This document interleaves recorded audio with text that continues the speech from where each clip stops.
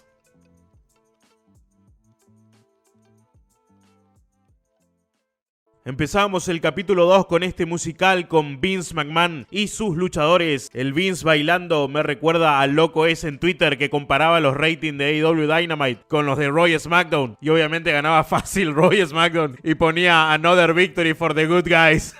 Otra victoria para los chicos buenos. Hit con la gloria Mike Dagger se llama el episodio 2. Bueno, no, solo Hit nomás. Luego de WrestleMania 1, Saturday Night's Main Event era el show que extendió el éxito de la WWE en esos años. La NBC quiso tener un show de lucha mezclado con comedia y música en vivo. Todo esto cuando Saturday Night Live estaba de vacaciones. Pero además de este show, WWE recorría todo el país sin descanso alguno. Los luchadores trabajaban 7 días a la semana sin ninguno libre. Era explotación laboral por donde se lo mire, y cualquier luchador que no trabaje ese día no cobraba. Así que muchos se metían en el ring incluso estando lesionados. Jesse Ventura fue el primero en querer instaurar un sindicato de luchadores para exigir los derechos básicos, ¿no? Días libres, seguro médico, vacaciones pagas. Tenían una reunión secreta donde Jesse Ventura invitó a varios luchadores, entre ellos Hulk Hogan, que admitió fue a preguntarle a Vince que qué estaba pasando, qué hay que hacer con eso, o sea, inocentemente él fue a preguntarle a Vince. Y claro, chivateó a todos, aunque no lo quiera admitir, pero ahí Bret Hart, Tony Atlas y Dave Meltzer coinciden en que Hogan delató a sus compañeros. Obvio, Vince no dejó que se reunieran en secreto y llamó uno por uno a cada luchador, diciendo diciéndoles que si iban a esa reunión los iba a despedir. Por supuesto, nadie acompañó a Jesse Ventura en el proyecto de sindicalización, lo dejaron solo por miedo a perder sus trabajos. Este problema se dio antes de WrestleMania 2, un evento ambicioso donde Vince quiso superar lo de WrestleMania 1 y no se le ocurrió mejor idea que hacer un show en 3 lugares distintos a la vez, al mismo tiempo. Y aunque recaudaron mucho, la logística y organización fue caótica. Hasta hubo problemas para coordinar las transmisiones televisivas. Por supuesto, es algo que no lo quisieron repetir más. Para WrestleMania 3 elevaron la apuesta, llenar el Pontiac Silverdome con capacidad para 93.000 personas. 80.000 en realidad, pero ustedes saben, en la lucha pueden entrar más que un partido de fútbol americano normal, ya que ocupan el campo también para poner lugares. Si querían lograr esa meta necesitaban una gran atracción, y fueron a buscar a André el Gigante, que estaba grabando una película en el Reino Unido. André al principio no quería saber nada, tenía mucho dolor de espalda y necesitaba realizarse una cirugía. Vince McMahon le prometió mucho dinero, además de ayudarlo con la cirugía para ser parte de WrestleMania 3, convocando a una multitud nunca antes vista. Ese main event de Hulk Hogan versus André el Gigante lo vendieron como que era la primera vez que se enfrentaban. Además dijeron que André estaba invicto y que encima nunca había caído, cuando André ya había perdido, caído y ya se había enfrentado a Hulk Hogan en el pasado. Gracioso es cuando relata Hogan de que estaba preocupado porque nadie le decía qué iba a pasar en la lucha, ya que ni Vince McMahon le pidió a André que pierda. Y cuando Hogan le preguntó qué iban a hacer, André le dijo: no te preocupes. Hogan entonces fue con Vince a preguntarle si iba a ganar o perder. Vince le dice: André hará lo correcto, no te preocupes. ¿Qué quiere decir eso?, decía Hogan. Mencionan por arriba nomás el resto de las luchas de WrestleMania 3, casi que sin importancia, y yo creo que debieron hablar un poquito más de cómo Ricky Steamboat y Randy Savage se robaron el show dando la mejor lucha del evento. Pero entiendo, se centraron en hablar del main event, donde Hulk Hogan finalmente derrota a André el Gigante, en una lucha donde improvisaron todo, y André apenas pudo terminarla debido a sus problemas de espalda. Dave Meltzer agrega que en ese WrestleMania 3, en el Silverdome solo entraron 78.000 personas, pero todo el mundo dice que fueron 93.173 almas en ese estadio, y así está asentado en el récord, aunque el que más gente metió en el Pontiac Silverdome fue el Papa Juan Pablo II en 1987, 6 meses después de WrestleMania 3, con 93.682 personas en el estadio. Hulk Hogan ya era una figura importante y creció aún más su popularidad luego de WrestleMania 3, pero claro, todo lo que decía o hacía Hogan estaba escrito por Vince McMahon, y Stephanie dice que de niña sentía un poco de resentimiento porque no le daban el crédito del personaje de Hogan a su padre. Pero bueno, Hogan llenaba estadios y vendía mercancía haciéndole ganar millones a la WWE y a los McMahon. Creo que eso lo compensaba, ¿no? Para WrestleMania 6 la gente ya estaba un poco cansada de Hulk Hogan. El que estaba en la cima de popularidad era el Ultimate Warrior, por eso fue que Hogan perdió contra él en ese WrestleMania. Pero a pesar de que Warrior era más fuerte y carismático que Hogan, cuentan que le faltaba la pasión por la lucha que tenía el Hulkster, y por eso no duró demasiado en la cima. Y trajeron de vuelta a Hulk Hogan. Hicieron la misma táctica que con el Iron Sheik. Convirtieron al Sargento Slaughter en un heel que estaba a favor de un país enemigo de Estados Unidos. Esta vez eligieron Irak, y Hulk Hogan sería el héroe patriota que venía a combatirlo. Pero claro, esta vez no era como con Irán, que había tensiones. Esta vez sí había una guerra contra Irak, y muchos tenían familiares que fueron a combatir y estaban arriesgando su vida en ese momento. El Sargento Slaughter llegó a recibir amenazas de muerte, y la WWE era catalogada por los medios como una empresa oportunista que sobreexplotaba el patriotismo y faltaba el respeto a los combatientes. A pesar de que Hogan ganó, ya muchos no compraban demasiado el personaje patriota. Para 1991, WWE tenía otro problemita: el doctor de sus luchadores, George Zahorian, quien enfrentaba 15 cargos por distribución de esteroides. Vince dice que el doctor Zahorian fue designado por la Comisión Atlética del Estado de Pensilvania y no tuvieron nada que ver con su contratación. Además de que era una época donde los esteroides se usaban sin control en todos lados, ya sea en el cine, en las luchas o en los deportes. Con el presidente Ronald Reagan y su guerra contra las drogas, la clasificación de los esteroides cambiaron y por ley empezaron a controlarlo más, declarando la sustancia clase 3. George Zahorian finalmente fue a la cárcel, y a Vince McMahon le cae este escándalo justo cuando había fundado la Federación Mundial de Físico-Culturismo, donde la base de eso es obviamente el consumo de esteroides. Así que Vince dio marcha atrás con ese proyecto. Vince McMahon en una conferencia admitió haber consumido esteroides, pero que ya no lo hacía, y se encargaría de que WWE sea la abanderada de un entretenimiento libre de drogas. Hulk Hogan fue apuntado por George Zahorian, quien había declarado que lo trató por abuso en el consumo de esa sustancia. Antes de Hogan ir al show de Arsenio Hall, Vince le dijo que diga la verdad, pero Hulk Hogan no hizo caso, y cuando le preguntaron sobre el consumo de esteroides, Hogan dijo que nunca probó eso. Y claro, después todo el mundo que conocía a Hogan salió a declarar que es un mentiroso. Hasta algunos decían, güey, se inyectaba conmigo, ¿de qué estamos hablando? Phil Mushnick del New York Post fue alguien que se encargó de perseguir a WWE y a Vince McMahon en todos sus escándalos, comenzando con lo del abuso de esteroides y luego historias que le llegaban a él. Uno de los graves escándalos fue el de Jimmy Snuka, en el homicidio de su amante Nancy Argentino, que murió en una habitación de hotel en Allentown, Pensilvania, producto de un golpe a la cabeza con un objeto estacionario. Snuka era el único presente quien llamó a la ambulancia, aunque no pudieron hacer mucho en el hospital y la chica falleció. Lo loco fue que quedó como un caso abierto solo porque no se presentaron cargos, cuando tendría que perseguirse de oficio, y más cuando el patólogo forense escribió que debía investigarse el caso como posible homicidio, ya que la chica tenía más de 2 cortes y contusiones, un posible signo de abuso de parejas en su cabeza, oído, mentón, brazos, manos, espalda, trasero, piernas y pies, y el agregado de que Jimmy Snuka era el único sospechoso en este caso, no había otro. Especulan que Vince McMahon tuvo algo que ver con todo esto, ya que Jimmy Snuka era en ese momento su principal estrella. Esto no lo agregaron en el documental, pero 2 años después de su muerte, los padres de Nancy Argentino demandaron a Jimmy Snuka y le ganaron un juicio por $500,000, dinero que Snuka nunca pagó, alegando incapacidad financiera. En 2015 recién acusaron a Jimmy Snuka de asesinato y homicidio involuntario, investigación que fue abierta en 2013, impulsada por las hermanas de Nancy, con el fiscal de distrito Gene Martin. El reporte del gran jurado decía que Snuka había provisto media docena de versiones diferentes sobre las lesiones de Nancy, y que recibieron evidencia de que el ex luchador la golpeó 4 meses antes de su muerte y que también golpeó en repetidas ocasiones a su esposa Sharon en 1993. Jimmy Snuka fue arrestado, pero un juez determinó que Snuka no estaba capacitado mentalmente para afrontar ese juicio y lo liberaron. 2 meses después de eso, Jimmy Snuka falleció por un cáncer estomacal en casa de su yerno en Florida a los 73 años. Phil Mushnick volvió a destapar otro escándalo en WWE. Este es sobre los chicos del ring, quienes eran ayudantes en el armado de los shows, la mayoría menores de edad, contratados por Mel Phillips, el jefe de los asistentes, un degenerado que le gustaban los menores y los contrataba para acosarlos y abusar de ellos. En esto también estaba metido el ex luchador Terry Garvin, un ejecutivo de WWE de las oficinas de Connecticut que nunca dicen quién fue, y Pat Patterson, que era como la mano derecha de Vince McMahon. Tom Cole acusó específicamente a Terry Garvin y Pat Patterson. Otros chicos del ring también hablaron sobre el acoso y las ofertas a cambio de sexo, que si no lo cumplían los terminaban despidiendo. Mel Phillips y Terry Garvin fueron despedidos, pero Vince creía en la inocencia de Pat Patterson, aunque Pat renunció porque sentía que igual lo apuntarían por ser gay. Bruce Pritchard pone las manos en el fuego por Pat y dice que nunca haría algo así, pero Tony Atlas dice que todos sabían del comportamiento asqueroso de Pat Patterson. Nunca le agradó porque siempre le tocaba su paquete, y si querías conservar tu trabajo no podías decir nada, ya que obviamente Vince necesitaba más a Pat que a mí como luchador, decía Tony. En un programa llamado Donahue, Vince fue a dar la cara para defender a su compañía de todas estas acusaciones, y lo comieron vivo. Programa donde estaba uno de los que fueron acosados por Pat Patterson, y Vince le dijo que lo despidieron por incompetente y no por otra cosa. También estaba en ese programa Dave Meltzer con cabello largo. También estaban ahí para destruir a Vince McMahon en ese programa Billy Graham y Bruno Sammartino, más que nada por el tema de la explotación laboral y la venta de esteroides. Increíble cómo Bruno y Billy Graham arreglaron sus diferencias con Vince, porque de verdad que se odiaban. El siguiente escándalo fue el de la primer mujer referee, Rita Marie, cuyo nombre real es Rita Chatterton. Este caso no salpicaba a Vince, lo golpeaba de lleno, porque ella lo acusó directamente de violación. Dijo que Vince la forzó a que le practique sexo oral, y cuando no pudo hacerlo terminar, él le bajó los pantalones y fueron a lo siguiente, aunque ella no quería. Vince le dijo que si quería ganar $1 millón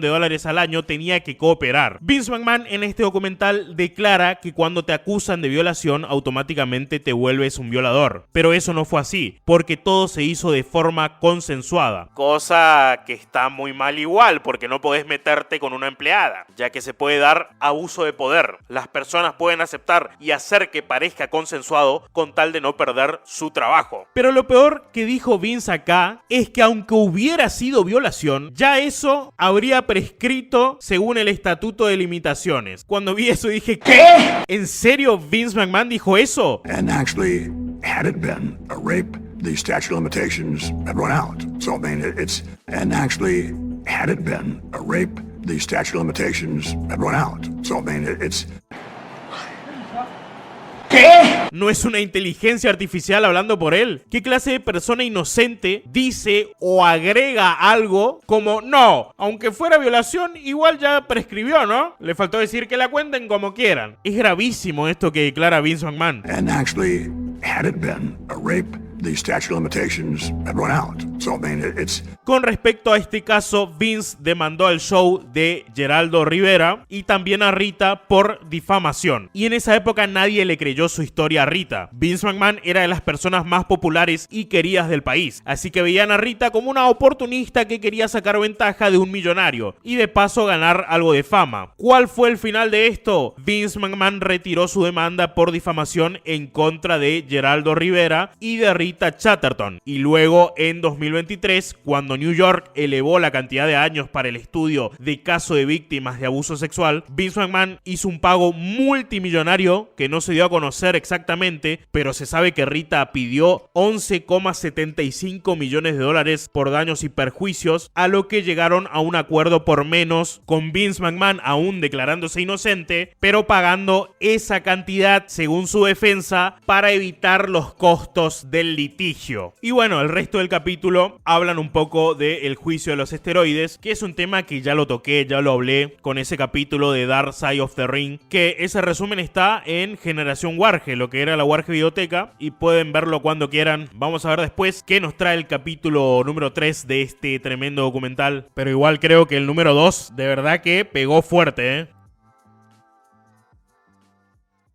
Este episodio inicia con la traición original de Original Screwjob con Wendy Richter. Era la campeona femenina de WWE y ella no quería perder su título. Esa era toda la situación. Entonces, ¿qué hizo Vince? Ok, pero después en esa lucha contra Fabulous Moolah toda enmascarada, en el primer paquetito que tuvo, por más que no esté claro el pin, el referee contó 3 y le quitaron el título a Wendy Richter. Te digo, traición justificada. Ella no quería perder, bueno, si no quiere perder las buenas va a perder a las malas, por más que se haya enojado. Y justamente el episodio 3 se llama Screwjob. Resumen rápido del juicio de los esteroides, así te cuento como si fuera un amigo y tengo que explicártelo rápido. A Vince lo querían inculpar por la única cosa por la cual no es culpable. El gobierno de los Estados Unidos ya veía a Vince McMahon como alguien malo. Tenían a Hulk Hogan como su testigo principal de parte del gobierno de los Estados Unidos, y como Hulk Hogan ya estaba en WCW, estaba distanciado de Vince McMahon, dijeron este lo va a hundir. El error fue que Hogan aceptó solamente con inmunidad. Así que Hogan, al tener inmunidad, ¿qué hizo? Decir la verdad, no entregó a Vince McMahon. Porque como les dije, lo querían inculpar a Vince de lo único que no era culpable, y era de obligar a sus luchadores a consumir esteroides o vender esteroides. No hizo ninguna de las dos cosas. Ni siquiera los que Vince McMahon no les cae tan bien, como Tony Atlas y Bret Hart, dijeron que Vince vendía o obligaba a que consuma esteroides. No, lo que pasaba era que era una época que justamente en los deportes, en el cine y por supuesto que en la lucha libre era la norma. Todos estaban gigantes, todos consumían y uno no se quería quedar atrás. Uno también quería estar gigante. Nunca hizo falta que Vince los obligue a consumir ni vender. Salió ileso de ese juicio, pero su compañía no tanto, porque se vio afectada por la salida de algunos ejecutivos de WWE que se quisieron desligar de la compañía, y aparte hubo un bajón de entradas. No se estaba vendiendo tanto en esta época post Hulk Hogan. Buscaban una estrella, intentaron con Lex Luger, en parte funcionó y en parte no, porque tampoco es que tenía tanto carisma. Ya dijimos que el proyecto Ultimate Warrior tampoco funcionó mucho, y recién reflotó en la nueva generación con Bret Hart, Razor Ramón, Kevin Nash y Shawn Michaels. En esta nueva generación, yo y Bret éramos los mejores luchadores, decía Undertaker, y le tenían mucha estima a Bret Hart porque era un tipo humilde, un tipo de familia, un tipo que no lo vas a encontrar encontrar en cosas raras, ni drogándose, ni nada por el estilo. Era un luchador que no se dejaba llevar por la fama. Ted Turner había entrado fuerte al juego de ser competencia de WWE. Se quedó con Hulk Hogan, se quedó con Macho Man Randy Savage, pero aún así no derrotaba a WWE en rating. Y le preguntó a Eric Bischoff qué hay que hacer. Y no, lo que pasa es que Raw es los lunes a la noche y WCW tiene su show los sábados a la noche. No hay manera de competir con eso. Hay menos gente interesada en ver lucha un sábado a la noche que el horario prime y el día prime que tiene Monday Night Raw. Ah, así que hay que ir los lunes, dijo Ted Turner. Bueno, vamos los lunes. Y Eric Bischoff no lo podía creer. Fueron de lleno los lunes. WCW Monday Nitro iba a competir mano a mano con Monday Night Raw. Y para el debut de la guerra de los lunes, no solo aparecieron todas las estrellas que ya le había robado a Vince McMahon, sino que apareció Lex Luger, que todo el mundo creía que estaba bajo contrato con WWE porque la noche anterior en un house show estuvo en WWE y al día siguiente ya apareció en WCW sin ningún problema. Lo que pasa es que al ser por mucho tiempo, quizás no la única empresa o única promoción de lucha, pero sí la número uno, la que mejor paga y tener casi que el monopolio de eso. Al ser tanto tiempo la más grande en solitario, Vince McMahon no firmaba contrato con los luchadores, simplemente tenían un acuerdo de palabras, se daban la mano y decían vamos a trabajar juntos y trabajaban juntos, así como le pagás al electricista normativo. Y Lex Luger era uno de esos tipos que no tenía contrato y no se sentía contento en WWE, así que sin pensarlo se fue a WCW, que por supuesto le pagaban más, mientras WWE mantenía todavía un enfoque con personajes bastante infantiles. WCW buscaba darle una personalidad más adulta, más seria a los luchadores, y Eric Bischoff mantenía estrategias para derrotar a WWE porque ese era el objetivo principal y no lo escondían. Si Raw por mucho tiempo era grabado, en WCW fueron en vivo. Es más, ni bien empezaba WCW, spoileaban todos los resultados de la noche de Raw, como para que no ni siquiera tengas que ver el show. No cambies de canal, quédate en Monday Nitro. Eric Bischoff buscaba constantemente que Vince se meta al juego, a la guerra, a la chicana. Y todos decían, Vince no se mete, Vince no se engancha. Pero cuando Alundra Blaze, convirtiéndose en Madusa, tiró el título femenino de la WWE a un tacho de basura, dijo, ahora sí, vamos con todo. Y empezó a hacer sketches de humor burlándose de Ted Turner. Y claro, Bischoff se cagaba de risa, le mostró a Turner que también se cagó de risa con todo eso. Aunque después tuvieron que parar porque la presidenta de USA Network, donde transmitían Monday Night Raw, era muy amiga de Ted Turner y no le estaba gustando estas bromas, estas burlas en contra de su amigo. Incluso llegaron a tener problemas legales. Razor Ramón y Diesel, que parecían conformes en WWE, decidieron pasarse a la vereda de WCW porque claro, pagaban más y ese grupito de amigos que tenían en backstage que se llamaba The Click se tuvo que separar. Pero claro, antes de irse y que se separe The Click, que eran Kevin Nash, Razor Ramón, Shawn Michaels y Triple H, querían darle como una despedida a Razor Ramón y a Diesel. Shawn Michaels le había preguntado a Vince McMahon si podía hacer algo especial, si no tenía ningún problema, y Vince le dijo, dale, mandale, sí. Claro, lo que no sabía era que eso especial tenía que ver con que una vez terminada una lucha que tenían Shawn Michaels y Kevin Nash, o sea Diesel, se iban a abrazar entre todos, se iban a abrazar Razor Ramón, Triple H, Shawn Michaels, Diesel. Y claro, para los chicos, para la gente, para todo presente en el lugar fue algo épico, algo muy lindo. Lo disfrutó todo el mundo. Fue la ovación más grande de la noche, como lo dijo Triple H. Pero para los vieja escuela,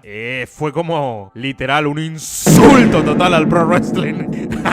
Así, los viejos le dieron ese sello a lo que hicieron los chicos de The Click. Incluso Undertaker dijo que le dio mucho por las terlipes ver eso, porque estaban rompiendo con el kayfabe. El kayfabe, acá te explican, es lo que todos ya sabemos: mantener la ilusión de que lo que está pasando en pantalla es real, o lo que pasa en un show es real, las rivalidades son reales, el odio es real, los personajes son reales. Es el kayfabe. Romper con eso es mostrar la verdadera cara y nadie quiere ver eso. Undertaker habla de que él fue uno de los que más mantenía el kayfabe de todos. A todos lados iba maquillado, serio. No mencionaron la parte esa, pero creo que también Undertaker se movía a todos lados en un coche fúnebre incluso. Pero claro, acá te explican que el tema del kayfabe ya era como que algo anticuado, porque en los periódicos se hablaba de los luchadores como si fueran deportistas y se hablaba de la persona real, y la gente ya hace tiempo diferenciaba y entendía que eso era un show y que había también personas con su propia personalidad aparte del personaje que tenían en esa empresa. Por eso nadie más que los viejos se escandalizaron con este momento. Y bueno, Kevin Nash y Razor Ramón se fueron. Shawn Michaels Michaels era el campeón de la WWE, alguien tenía que pagar. ¿Y quién quedaba? Triple H. Triple H fue el que pagó los platos rotos. Él tenía que haber salido ganador del King of the Ring y le dijeron: Nel, no vas a ganar, vas a pagar por lo que hiciste. Y literalmente Vince McMahon le dijo a Triple H: a veces tenés que aprender a comer un poquito de mierda, mostrando ahí quién manda Vince McMahon. Mientras tanto, Razor Ramón, ya como Scott Hall, iba llegando a WCW junto a Diesel, ahora como Kevin Nash, para apoderarse de WCW y generar el caos en Monday Nitro. WWE entró en un tema legal y empezó a demandar a WCW porque decía que estaban robándole propiedad intelectual usando los mismos personajes. Vince McMahon, ya en un papel del buenito, dice que Ted Turner está haciendo un montón de estrategias bajas para intentar quitar a WWE del negocio y como que eso no está bueno, decía Vince. Y claro, le sacan en cara que Vince McMahon hacía lo mismo, porque Vince McMahon se robó todos los talentos de esas pequeñas promociones regionales y los sacó del negocio de esa forma. Claro, le pusieron una pequeña trampita acá a Vince, porque yo entiendo a lo que se refiere, porque si no, bueno, sí, puede quedar como medio hipócrita decir como que me quejo ahora de que me roban el talento cuando yo robé talento. Pero cuando Vince dice que la estrategia de Ted Turner era destruir a WWE, que en realidad era estrategia de Eric Bischoff, pero cuando Vince dice que ellos querían sacarnos del negocio, querían destruirnos, a diferencia de él que quería competir con las promociones regionales, yo entiendo que se refiere al punto en el que Vince daba mejores sueldos y un mejor trato a los luchadores de esas promociones regionales, lo mismo que hace WCW. En esa parte está bien competitiva, ofrecía más dinero a su talento, con la diferencia de que WCW inició explícitamente una guerra con WWE y la gente sabía esa guerra, la gente se prendía, la gente insultaba a WWE, al principio de los shows se decían los spoilers de Raw, o sea, era una guerra declarada, cosa que Vince por ahí no lo hizo tan explícitamente así en la conquista de territorios. Todo cambió en Bash at the Beach, donde tenían una lucha en equipo Scott Hall y Kevin Nash, el equipo llamado The Outsiders, creo que enfrentaban a Macho Man y Lex Luger, si no me equivoco. La cuestión es que en un momento aparece Hogan, ellos ya habían dicho de que tenemos un tercer miembro con nosotros del equipo, y Hogan apareció como para ayudar a los buenos, no como para unirse a los malos, pero cuando vieron que atacó a Macho Man Randy Savage fue algo completamente histórico. Por primera vez veíamos a Hulk Hogan como heel, como el villano, como el malo, y es algo que pegó muy fuerte en la audiencia. Había niños llorando, gente gritando, quejándose, tiraban objetos al ring, fue épico, la gente estaba completamente indignada. Y bueno, Hogan dice: muchos no recuerdan que yo empecé mi carrera siendo un villano, cuando tenía el otro nombre espantoso que no me acuerdo, Golden algo era. Pero es excelente acá para que aprendan los de ahora que no se animan, porque hoy en día hace mucho tiempo que no tenemos un cambio a heel tan grande como Hogan. Sí, estoy hablando era de Triple H. Claro, Roman Reigns fue un cambio heel importante, pero Roman Reigns estamos hablando que es época de Vince cuando cambió a heel. El único cambio a heel importante en época de Triple H fue The Rock, pero fue por la decisión de The Rock. No hay un cambio a heel importante por parte de Triple H. Y en este caso te demuestra que lo que empieza siendo súper odiado con Hulk Hogan, bautizando al equipo NWO, el nuevo orden mundial, se vuelve súper mercadeable, porque siempre históricamente los chicos malos son cool. Uno quiere ser parte de los chicos malos. Y NWO tomó el control. Todos querían la mercancía, todos traían cartel de NWO for life, papá. Ser malo es cool, los chicos malos son cool. Y ahí fue donde comenzó el dominio de WCW por encima de WWE. 83 semanas consecutivas, WCW Monday Nitro derrotó en rating a Monday Night Raw. Y claro, por eso el podcast que tiene Eric Bischoff se llama 83 semanas, porque él fue el autor intelectual de esa WCW exitosa. Y Hogan decía que a pesar de que nunca tuvo nada en contra de Vince, era la competencia, y si él compite, compite fuerte. Eric Bischoff, que se terminó uniendo a NWO, porque en este caso Bischoff era como el Vince McMahon, más allá de que el dueño de WCW era Ted Turner, Bischoff fungía como la cara de la empresa, ¿no? El que manejaba los hilos. Y Vince McMahon, en su discurso de nos están atacando, competencia desleal y todo eso, siempre mencionaba a Ted Turner, como que nunca mencionaba a Bischoff, porque claro, Bischoff no era el dueño, más allá que Eric Bischoff quiera decir que Vince McMahon no lo mencionaba porque no quería apartarse de esa visión de que Ted Turner era el multimillonario malvado y pobrecito Vince McMahon el que estaba siendo perjudicado, ¿no? El humilde de la compañía pequeña que estaba siendo perjudicado. Porque también decía en ese video, no, somos una empresa familiar y se están metiendo con nosotros, o sea, como si fuera, no sé, una panadería de barrio,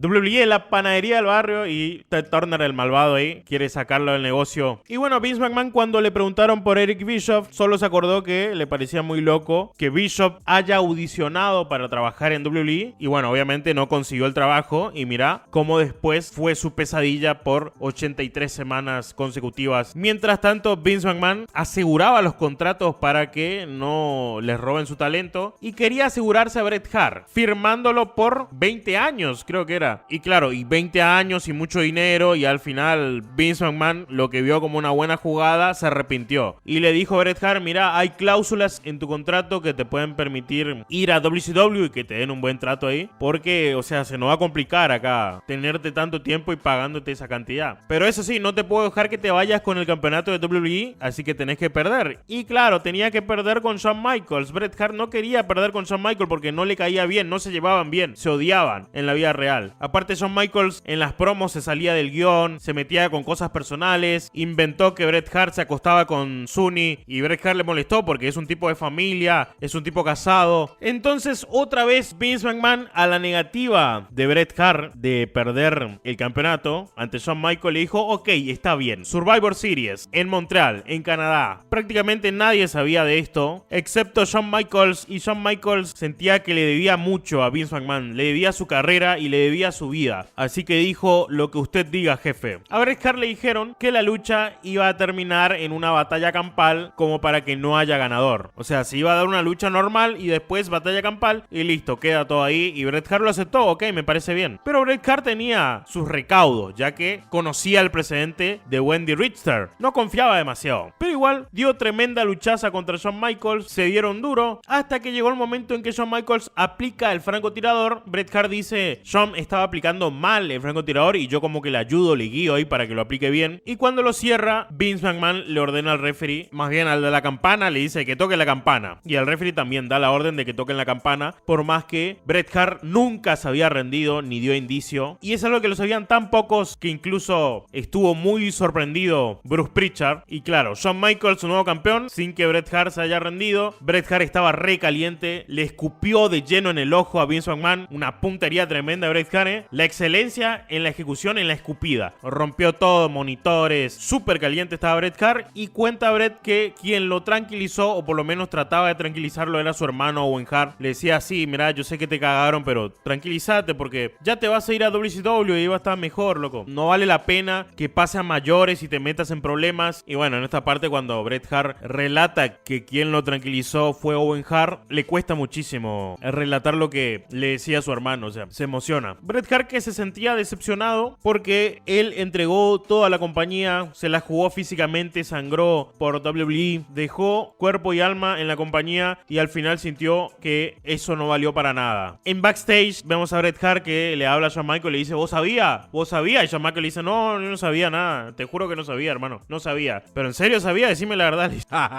Y sí, Shawn Michaels dice, no sabía, qué puta. Te iban a recontra cagar a trompadas si decía que sabía.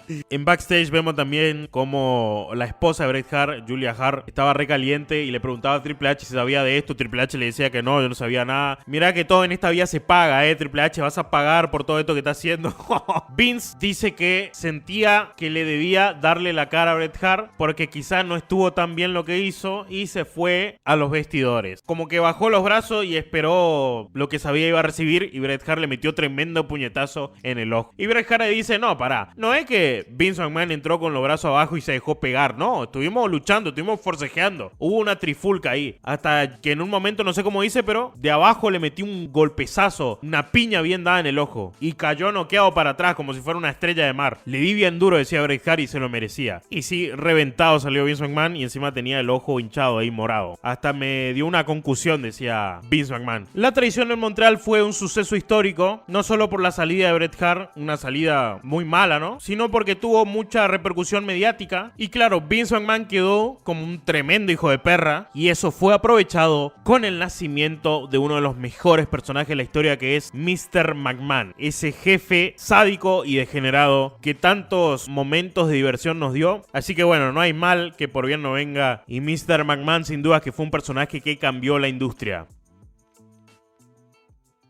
De niño, Vince McMahon, y por supuesto después de conocer a su padre, su luchador favorito era Jerry Graham. Era un heel que tenía un estilo particular y de su luchador favorito, Vince se iba a inspirar en un futuro, copiando por ejemplo su manera de caminar, que Vince decía no caminaba, se pavoneaba, para que la multitud se enojara. Todo esto tiene que ver con el origen del personaje Mr. McMahon. El episodio 4 se titula Attitude, producto de la traición de Montreal. Dicho suceso fue muy difundido en internet y había un gran debate de qué era real y qué no. Vince McMahon intentó defenderse, dijo que Bret traicionó a Bret, pero ya era tarde, el público estaba completamente en su contra. No había forma de que Vince McMahon pudiera parar los abucheos, por más diplomático que intente ser. WCW Monday Nitro le llevaba una gran ventaja a Monday Night Raw. Los superaban en rating pero por mucho. Y claro que Vince no se iba a quedar de brazos cruzados. Un día hizo un anuncio de que las cosas en WWE iban a cambiar. Pero Eric Bischoff no se lo tomó en serio. Dijo tal vez y traigan de vuelta a Doink the Clown, uno nuevo o a otro dentista. Pero no, se venía la era Attitude. Que creen que el inicio fue con HBK un día que Vince McMahon no estaba y él decidió mostrarse a la gente en boxer y se puso unas gasas para hacer parecer que tenía tremendo bulto. A lo primero a Vince no le gustó para nada lo que hizo, pero después reflexionando dijo, esa es la actitud que nos hace falta acá. Y así es como arrancó la era Attitude, con por supuesto más actitud, más violencia, más degeneramiento como The Generation X, protagonistas fundamentales de esta era, pero sobre todo el mayor protagonista y la cara de la era Attitude es Stone Cold Steve Austin, quien había tenido un breve paso fallido por WCW, sin embargo donde brilló fue en ECW. ECW era una promoción más pequeña de un montón de enfermitos, loquitos, violentos, que no tenían límite alguno en las cosas que hacían. Por ECW pasaron varias caras conocidas que triunfaron en WWE como Rob Van Dam, Mick Foley, Eddie Guerrero, Chris Jericho, Rey Mysterio y por supuesto Stone Cold Steve Austin, la cara de la era Attitude, que se formó en ECW y llegó a WWE con este personaje de texano grosero que no le importaba nada. Recuerden que Triple H tenía que ganar un King of the Ring. Bueno, ese mismo King of the Ring no lo ganó Triple H porque Vince lo castigó por romper el kayfabe. ¿A quién le dieron ese King of the Ring? Obviamente a Stone Cold Steve Austin. Vince le dijo, vos vas a ser el ganador, y en la final enfrentaría a Jake the Snake Roberts. Con un discurso religioso, Jake the Snake se sentía bendecido por Dios para ganar. De ahí se inspiró Stone Cold Steve Austin, recordando también el Juan 3:16 que solían poner en partidos de fútbol americano como bandera, y al derrotar a Jake the Snake Roberts en su promo triunfal, Stone Cold dijo que a Jake the Snake Roberts no le sirvió de nada rezar o tener a Dios de su lado. Mirá cómo se está yendo con sus pasajes bíblicos, y aquí tienes uno. Austin 3:16 dice que acaba de patearte el trasero. Y claro, sin importarle nada, Stone Cold como que se había metido con la religión y Vince McMahon estaba preocupado. Para cerrar, Stone Cold no sabía cómo hacerlo y dijo, bueno, con algo tengo que cerrar, y de ahí nació su popular frase, y ese es el punto final porque Stone Cold lo dice. Por supuesto, lejos de ser cancelado por el Austin 3:16, se volvió sumamente popular y ya no había retorno. Mientras en WCW estaban cómodos con los mismos personajes de hace un tiempo, en WWE había mucho mejor contenido, pero aún no ganaban la guerra, así que tenían que dar un duro golpe, impactar, y ahí fue donde trajeron a Mike Tyson. Es la primera vez que Eric Bischoff empezó a preocuparse. Mike Tyson era una mega estrella del boxeo, pero ya venía en la etapa polémica. Era después de salir de prisión y podría haber sido una jugada arriesgada. De hecho, Stephanie McMahon en una entrevista en 2013 como que intenta justificar un poco preguntando si es que para esa época Mike Tyson no había sido arrestado por violación. Y sí, ya había sido arrestado por eso. Mirá lo linda que estaba esta Stephanie McMahon con 37 añitos. Mike Tyson iba a ser referee especial de la lucha que tendrían Stone Cold Steve Austin contra Shawn Michaels. Una lucha en WrestleMania, lucha que Stone Cold dice no fue la gran cosa, no estuvo muy buena, ya que Shawn Michaels venía lidiando con una lesión en la espalda. Y bueno, fue la coronación de Stone Cold como campeón de la WWE, el triunfo de Austin 3:16 y el nacimiento de una gran rivalidad como lo fue la de Stone Cold contra Vince McMahon, que hasta el mismo Dave Meltzer dijo posiblemente sea la mejor rivalidad de todos los tiempos. Stone Cold, que te cuentan, llegaba hacer incluso cosas de villano, porque era una época donde Tony Atlas lo describe muy bien. No había buenos o malos, había malos y peores. Justamente lo que les decía en videos pasados. Ser malo es cool y en esta época mucho más. Era una juventud más dura, más fanática de la violencia, fanática del rock, y Stone Cold pegaba muy bien con esta época. Mientras tanto, Vince McMahon adoptaba el personaje de Mr. McMahon, odiado ya por el simple hecho de ser millonario, y encima un millonario autoritario, ególatra. ¿Qué dice Vince? Se inspiró en la gente rica que él veía, porque él en su juventud siempre fue pobre y siempre detestó a esa gente que tenía dinero y por ahí se creía mejor que uno. De todas esas inspiraciones fue armando el personaje de Mr. McMahon para hacerlo lo más odioso posible, abrazando los abucheos sin escapar a ellos y de paso cumpliendo su sueño de ser luchador, por lo menos por un tiempo. Le preguntan a Vince qué tanta semejanza hay entre Vince McMahon persona y el personaje de Mr. McMahon. Y bueno, Vince dice que no hay ninguna semejanza, que no se parece en nada a Mr. McMahon. Shane McMahon dice: Mr. McMahon es mi padre, pero de manera potenciada, exagerada. Y Shawn Michaels lo manda al muere y dice: no hay prácticamente diferencia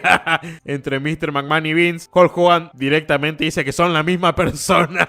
Y Bruce Pritchard se sincera y habla de que Vince McMahon y Mr. McMahon es lo mismo. De hecho, cuando el personaje de Mr. McMahon hacía esos sketches gritando a los luchadores o a empleados o a quien sea, es el mismo Vince que le gritaba a él en backstage. Y bueno, Vince se ríe, nomás se hace el loco. Desde Mike Tyson combinado con la mejor rivalidad de todos los tiempos según Dave Meltzer, que fue Stone Cold contra Vince McMahon, junto a DX ya no hubo vuelta atrás y Monday Night Raw tomó la delantera. WCW Monday Nitro quedó estancada en el tiempo y Eric Bischoff dice que WWE se inspiró en WCW y lo mejoró, lo hicieron mucho mejor. Alguno era como copia, DX decía que era la copia de NWO y Mr. McMahon era la copia del personaje que tenía Eric Bischoff. Claro que sí, aceptando la derrota, diciendo obviamente tomaron de lo nuestro pero lo mejoraron enormemente y por eso ganaron. Por eso el programa de WWE era mucho más interesante y WCW ya se había quedado en el tiempo con las mismas figuras y personajes de siempre. A eso agregarle que apareció The Rock, un fenómeno que vino a golpear fuerte, el nieto del gran jefe Peter Maivia, que luchó para Vince padre, y el hijo de Rocky Johnson, que junto a Tony Atlas fueron los primeros campeones afroamericanos en pareja, hicieron historia. Al principio, Rocky Maivia era impulsado simplemente por ser el hijo de, la gente lo detestaba, era como un Roman Reigns forzado a ser face, y cuando se hizo heel junto a parte de Nation of Domination, pidió tomar la palabra, pidió responderle al público en micrófono y fue un camino de ida. Descubrió lo bueno que puede ser en el micro y mientras Rocky Maivia face era odiado, The Rock heel fue amado por todos y consiguió ser campeón mundial, pensando en lo histórico que es eso, el primer campeón mundial afroamericano. Pero a Vince le daba igual, él no te ve por tu color de piel, él solo ve si le puedes generar dinero. Y en ese momento The Rock generaba dinero en una época dorada, y no me refiero a la era dorada sino a la era Attitude, donde la lucha era más mainstream que nunca. Quizás hoy los luchadores ganen más, pero nunca la lucha libre va a ser tan popular como lo fue en esa época. Era la tendencia, era lo que imponía. Los luchadores de verdad que eran superestrellas, invitados a todos lados, y la era Attitude siguió con ese estilo violento, atrevido, desenfrenado, hasta que en un momento fueron elevando el nivel y cruzando la línea de lo éticamente correcto. Se cosificaba mucho a la mujer, el show ya estaba demasiado sexualizado, hacían cosas que hoy en día serían muy cancelables. Phil Mushnick seguía detestando a WWE y a Vince McMahon porque los shows eran completamente un degenere y porque claro, eran shows que lo miraban niños. La WWE se escudaba que no eran producto para niños, pero lo loco es que sí se vendían juguetes de luchadores. Claro, los adultos no van a comprar juguetes, aunque se escuden que son un contenido para adulto o para jóvenes adultos, la realidad es que los niños lo miraban de todas formas. Y como les digo, WWE estaba muy sexualizada, pero era una época donde todo estaba sexualizado. En todos lados la mujer era un objeto, en la televisión, en el cine, en la música, que creo hasta tiempos recientes sigue siendo sexualizada la mujer en la música, y claro que WWE no iba a ser la excepción. Tenemos un salto acá abrupto al tema de Owen Hart. Owen Hart fue muy bastardeado en WWE, le daban personajes ridículos, lo humillaban, le dieron el personaje de Blue Blazer, que era como un superhéroe tonto, y Bret Hart sentía que humillaban a su hermano para hacerle daño a él. Pero Vince McMahon niega totalmente eso, no era esa la intención. Hablan de Over the Edge, fue este pay-per-view donde Blue Blazer iba a luchar contra el Godfather por el título intracontinental, y Blue Blazer iba a hacer una entrada así colgado desde el techo como si fuera un superhéroe, que ya lo había hecho sin problema. Pero claro, algo salió mal y Blue Blazer cayó desde prácticamente la altura del techo al ring en seco, sin posibilidad alguna de sobrevivir. Obviamente a esa altura imposible. Vince McMahon dice que por suerte para el público, ¿no? Cuando pasó eso, las luces estaban apagadas, o sea que nadie vio cómo fue la caída de Blue Blazer, nadie del público lo vio. Después sintieron que algo pasó, se llevaron en camilla a Owen Hart y su muerte fue anunciada por televisión, más al público en vivo no lo anunciaron, lo dejaron como que se podía recuperar, pero no. Vince McMahon decidió continuar con el show, algo que, por ejemplo, Dave Meltzer dice no tenía que seguir con el evento, y yo coincido en ese caso. Yo creo que Vince McMahon lo pensó de manera teatral, de que sucedió la tragedia enorme esta, pero el show debe continuar, y claro, eso iba a molestar a mucho. Por ejemplo, Bret Hart decía que si seguro era su hijo el que cayó de esa altura, no creo que iba a continuar con el show, y Vince McMahon responde que sí, si era mi hijo, si era yo, me gustaría que el show continúe, pero estás hablando de vos, de tu familia. Hay otra gente que no le hubiese gustado eso, no le gustó. Y bueno, en el funeral de Owen Hart fueron las grandes personalidades de la lucha, estuvo Vince McMahon. Bret Hart no quería hablar con Vince, estaba muy enojado, hasta llegó a pensar que mataron a su hermano solamente para hacerle daño a él. Llevaron a juicio a WWE acusando a la empresa de homicidio culposo, se analizó absolutamente todo, no encontraron que haya sido culpa de WWE, sino del fabricante del chaleco, que vino con un defecto. WWE misma demandó al fabricante de ese chaleco, y claro, a Bret se le explicó que se analizó todo y no encontraron que WWE sea culpable de algo, simplemente fue un accidente que vino de un componente defectuoso, y al saber eso Bret Hart pudo llegar a perdonar a Vince McMahon, porque claro, yo estoy totalmente seguro que Vince no quería que eso pasara. Lo de Owen Hart no sería la única tragedia que pegaría fuerte en WWE, y supongo que de esto hablaremos en el próximo resumen picante, que será el episodio número 5.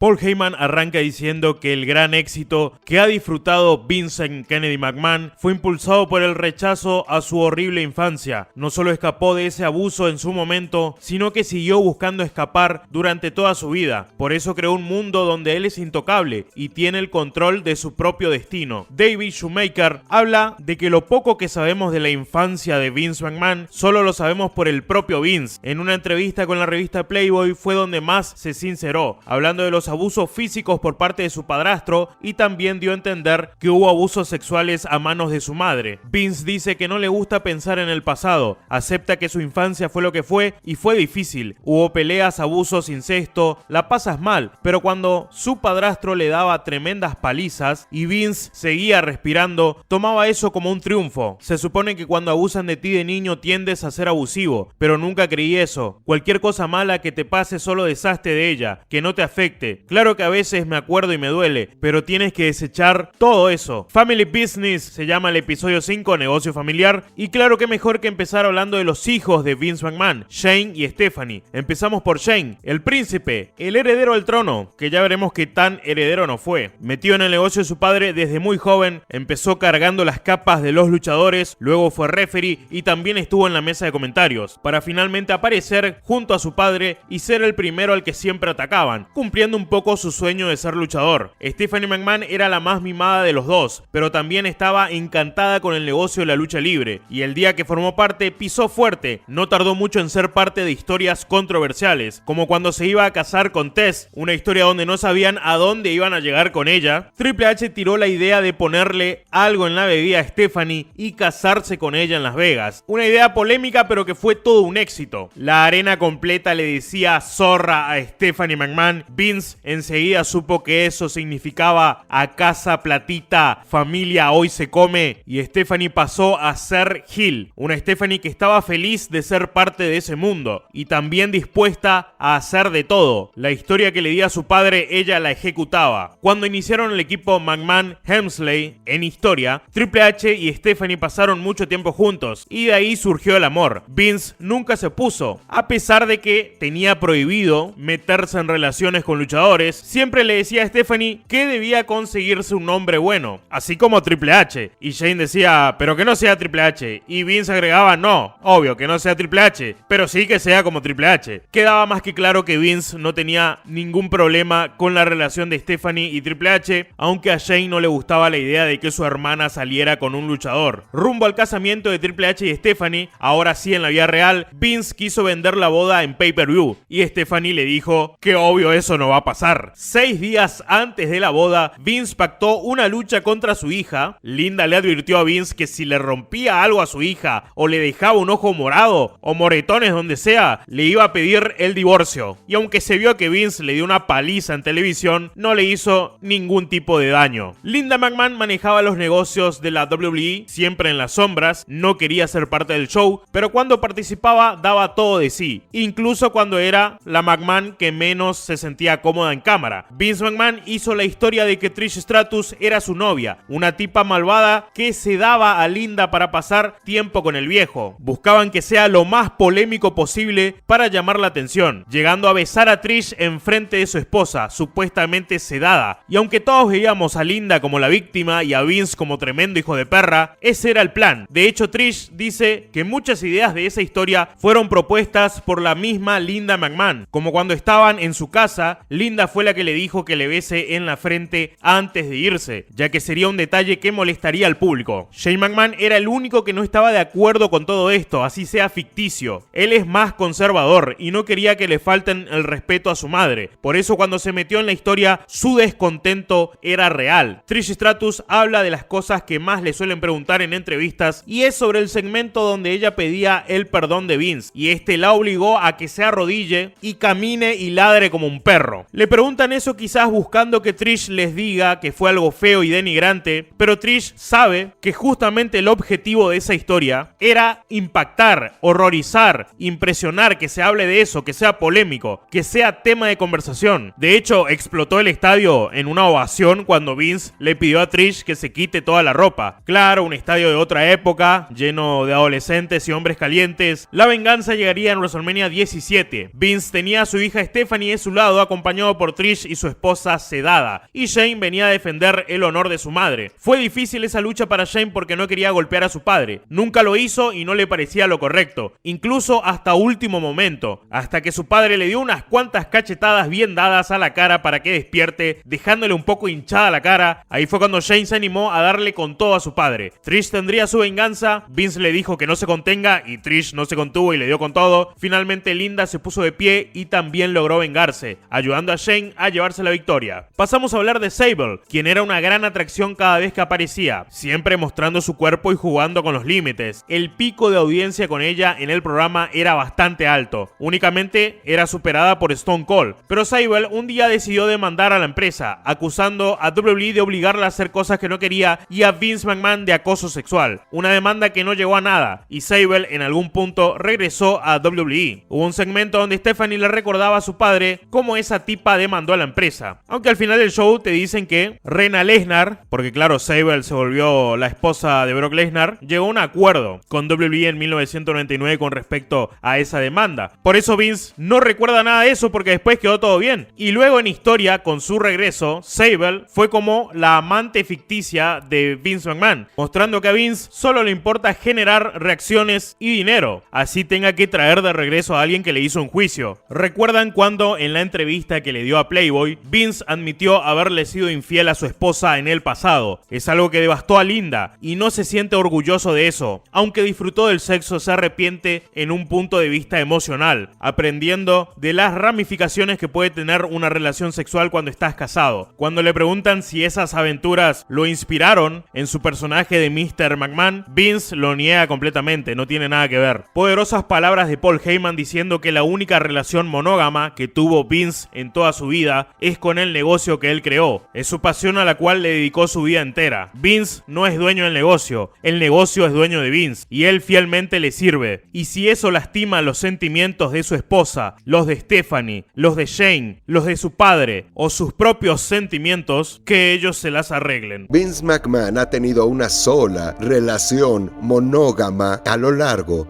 de toda su vida, y es con el negocio que él construyó. Es su pasión. Vince no es dueño del negocio. El negocio es dueño de Vince McMahon. Y él fielmente le sirve con su corazón, su pasión y su vida. Y si eso hiere los sentimientos de su esposa, los de Stephanie, los de Shane, los de su padre o sus propios sentimientos, que ellos se las arreglen. Cuando WWE empezó a vender acciones en la bolsa, también empezó a tener acceso a mucho dinero, que pudo invertir en el negocio de los casinos y hasta poner un restaurante en la Quinta Avenida. WCW ya no era competencia de nadie, era una empresa en decadencia con una historia más mala que la otra. Dicen que a Bischoff se le subió el éxito a la cabeza y desbarrancó, pero Eric explica que la alianza a All Time Warner arruinó todo. Buscaban sacar a la lucha de su programación y se metían en las decisiones creativas. Meltzer dice que eso es solo una excusa. Aunque WCW tuviera bajos ratings, si no perdía mucho dinero iba a seguir al aire. El producto era pésimo y ya. El problema fue que WCW era una fuga enorme de dinero y sí o sí tenían que venderla. Vince McMahon compró la empresa por una ganga, $2.5 millones. La noche de la compra festejaron en un vuelo charter en el avión de WWE y al día siguiente regresaron al trabajo. Una compra que se hizo en silencio para armar el show simultáneo de Monday Nitro en Panama City y en Monday Night Raw en Cleveland. Vince anunciaba que la WCW ahora era suya y daba en Raw una promo bien a lo Gil diciendo que a la competencia hay que tomarla de la garganta y exprimirle la vida. Eric Bischoff dijo que no tuvo ganas de ver ese show. Vince habla de que aunque disfrutó un poco comprar WCW, no fue para tanto. Exageró para el personaje de Mr. McMahon, pero en general siempre supo que esa guerra la iba a ganar y ya la había ganado hace rato. Sin competencia luchística, Vince McMahon se lanzó al mundo del fútbol americano creando la XFL, a lo que proponía un enfoque distinto del fútbol americano, con cámaras en los vestidores y segmentos al estilo WWE. La primera semana fue todo un éxito, duplicaron los ratings esperados, pero poco a poco fue decayendo el interés. El nivel de los jugadores era pésimo, pero Bob Costas dice que aunque el nivel era bajo en cuanto al fútbol, ese no fue el problema, ya que con el tiempo podían mejorar. El problema fueron todas las cosas al estilo WWE que implementaban en el show. Se convirtió en un producto bizarro y poco serio que mezclaba dos mundos que eran incompatibles. La gente no estaba contenta con el producto y los medios no tuvieron compasión a la hora de criticar a la XFL. En una entrevista con Bob Costas, Vince McMahon se recalentó porque el periodista no tuvo problema en decir que la XFL era una vergüenza y un fracaso. You want to let me finish here for a second, pal? I'm asking you the question. Then shut your mouth and let me answer the question, all right? I'll be happy to answer.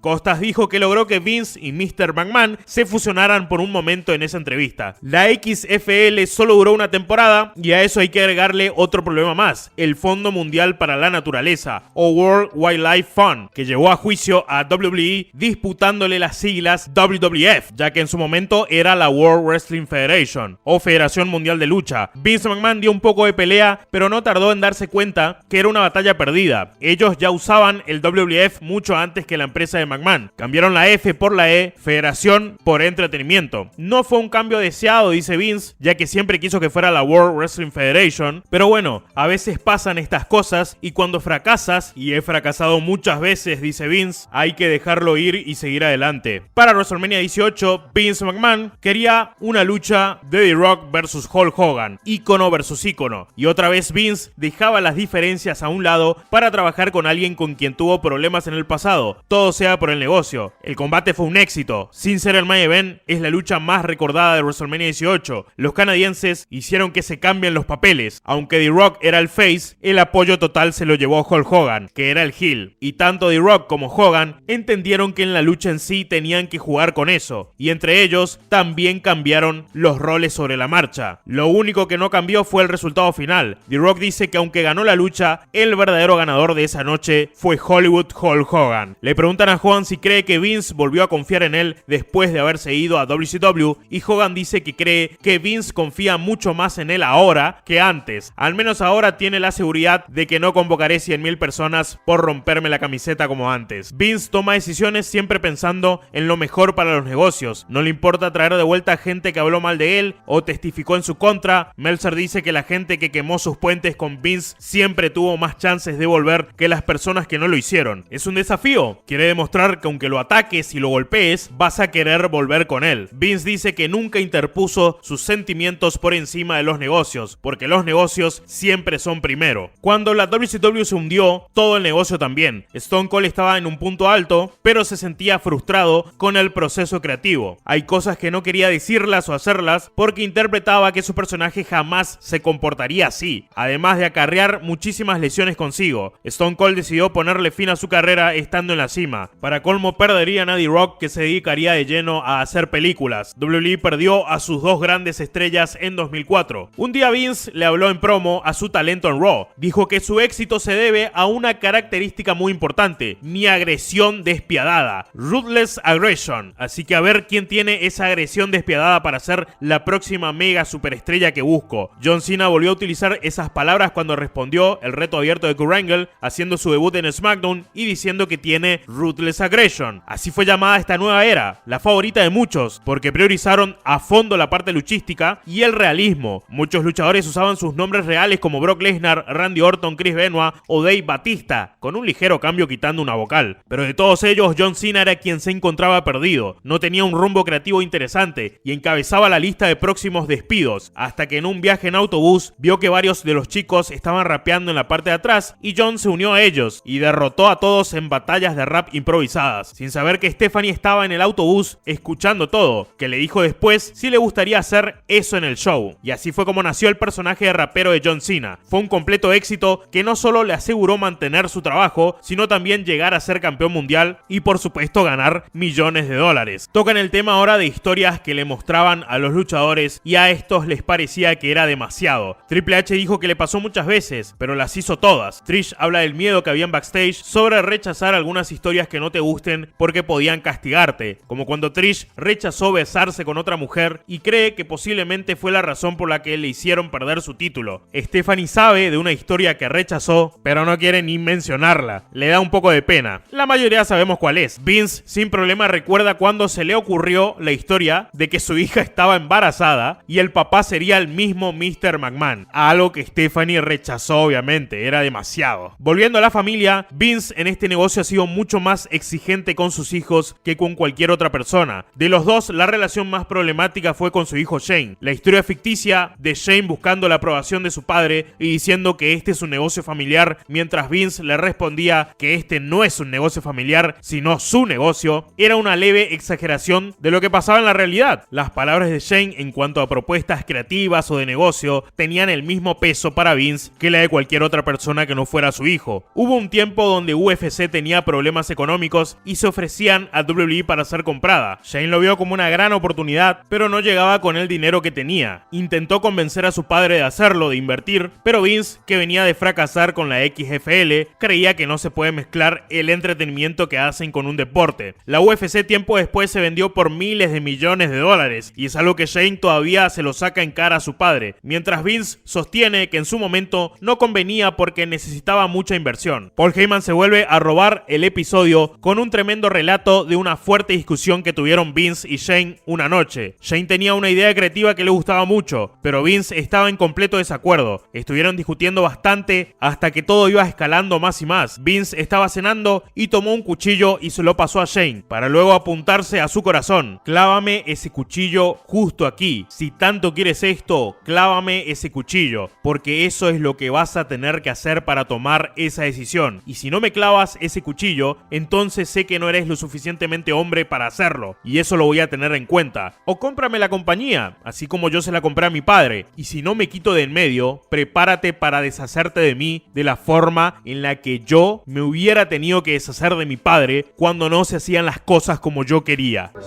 Most definitive moment I've ever seen between Vince and Shane was a creative argument that happened one night. Shane had an idea that he really believed in, and Vince totally disagreed with it. Not while I'm alive. Took his knife and handed it to Shane, and he says, right there. If you want this so bad, stick the dagger right here. And if you don't stick the dagger right here, then I'll know you're not man enough to do it. And I have to take that into consideration as well. Or you can buy me out the way I bought out my father. Be prepared to get rid of me the way I would have had to get rid of my father when he wasn't doing things my way at all. Shane terminó dejando la WWE, le costó abandonar el lugar donde siempre soñó trabajar y entendía que debía demostrarle a su padre que podría triunfar fuera de ahí. Vince dice que Shane se fue porque quería su puesto, quería retirarlo. Aunque su hijo Shane es valioso, la empresa no era suya y es difícil hacer negocios con la familia. Estaban en desacuerdo en todo y se distanciaron. Shane no se quiso quedar a resquebrajar más la relación con su padre y por eso decidió alejarse. Finalmente Vince aconseja no mezclar a la familia con los negocios porque en algún momento explota todo y así es como termina este episodio 5, negocio familiar, family business.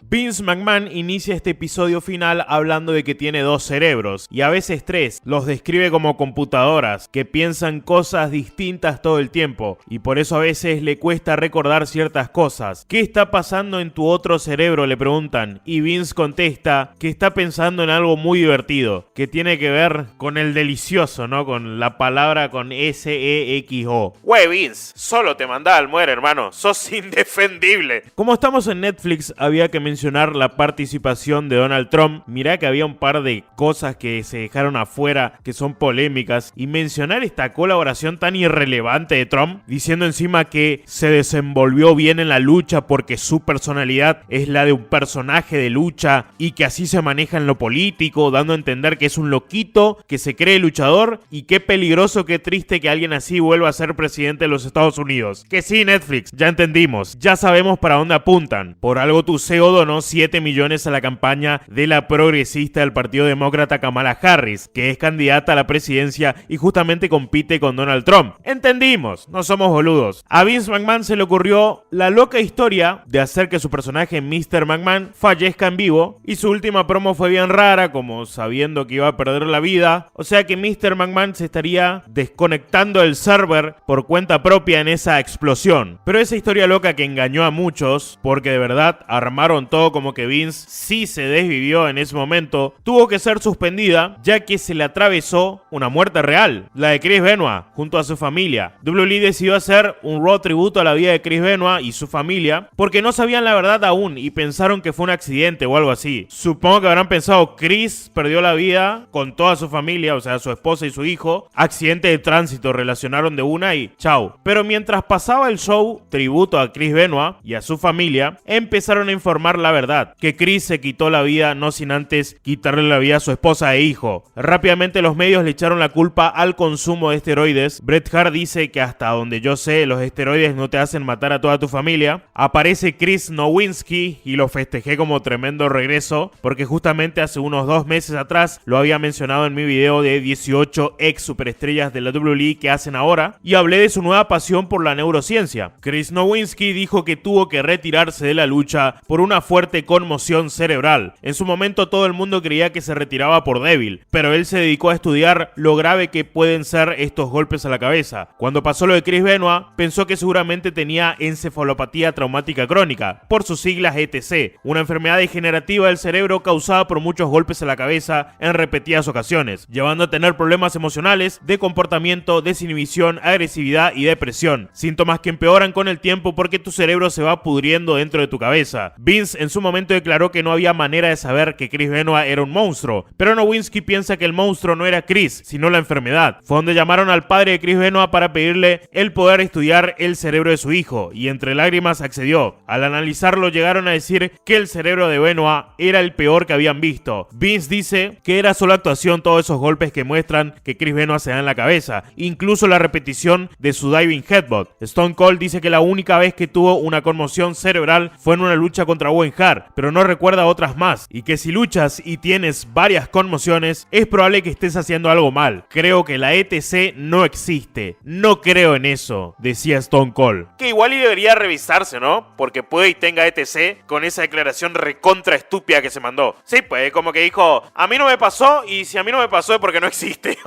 O tenés que ser puñetas para que te pase, básicamente, es lo que dijo Stone Cold. Nowinski habla de que la ETC es una enfermedad que claramente se puede ver bajo el microscopio, pero es normal que la nieguen, ya que todo el mundo que veía sus intereses en juego ha luchado por taparla, como la NFL, la NHL o la FIFA, deportes donde constantemente hay muchos golpes a la cabeza y muy fuertes, pero se los considera seguros por pensar que no afectan en nada. Vince McMahon, que declaró que todos los golpes a la cabeza de Chris Benoit eran actuados y seguros, de igual forma llama a Christopher Nowinski para que haga un estudio en la WWE y ver en qué pueden mejorar para ser más seguros. Nowinski dio charlas a los luchadores sobre lo grave de la ETC. A partir de eso, WWE prohibió los sillazos a la cabeza. Undertaker admite que al principio estaba enojado porque eso siempre fue parte de la lucha libre, pero entendió que era lo mejor para la salud de los luchadores y para los negocios. La razón por la cual no vimos otro luchador terminando como Chris Benoit en esa época, que en realidad sí hubo varios, pero no tuvieron que ver con WWE sino con otras promociones, asesinatos y sobre todo luchadores que se quitaron la vida por depresión, otro síntoma de las ETC. Ahí tienen a los Von Erich, que casi todos se quitaron la vida. De igual forma, WWE perdió a muchos talentos jóvenes. La combinación de pro wrestling y esteroides era mortal, sobre todo con los pocos días de descanso que tenían en esa época. Y digo que no era buena combinación lucha libre y esteroides, porque la lucha trae consigo otras drogas, como los analgésicos para el dolor, y ni hablar de si ya tienes una adicción y debes sumarle a eso una droga recreativa, o si lidias con la depresión y también consumes antidepresivos, todo eso mezclado con una sustancia que agranda todo tu cuerpo, incluido tu corazón, como los esteroides, es un cóctel mortal. Vince siempre estuvo a la defensiva con este tema, y esta vez el periodista Armen Keteyian fue quien lo sacó de sus casillas. Do you have a reason why these people would be dying under the age of 45? I would accept no responsibility whatsoever for their untimely deaths, none whatsoever. Well, but none whatsoever. I mean, they wrestled for you. They lived this lifestyle. Oh my God, you can't believe.